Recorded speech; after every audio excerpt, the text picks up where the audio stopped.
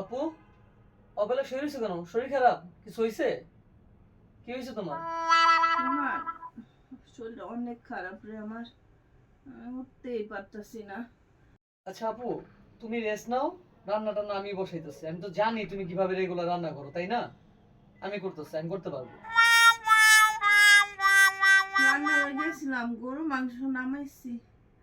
আর দাঁড়াইতে পারতেছি না, এত খারাপ লাগতেছে। আয়া একটু শুইলাম। আজকে রান্না করা আমার পক্ষে সম্ভব না রে। আমি বসাই দিতেছি। তুমি তো রেগুলার রান্না করোই, আমি তো দেখি তুমি কেমনে রান্না করো। তাছাড়া ইউটিউব আছে, প্রবলেম নাই, আমি পারবো।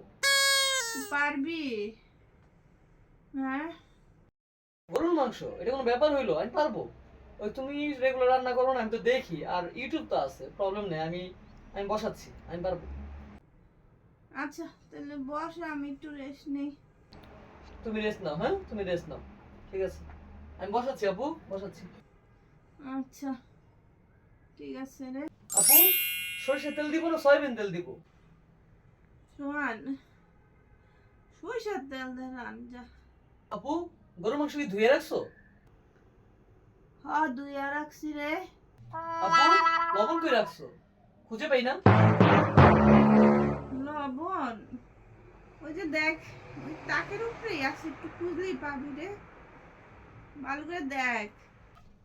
আপু, সরিষার তেলটা কই রাখছো? পাইতাছি না। সরষের তেল ওই যে 2 নাম্বার তাকে দেখটা খুঁজা পাবি তো। আপু, কড়াইতে বসাবো না পাতিলাতে বসাবো? থাক রে ভাই, তোর আর রান্ধন লাগবো না। আমার শরীর ভালো হয়ে গেছে গা ভাই, আমি রান্ধি।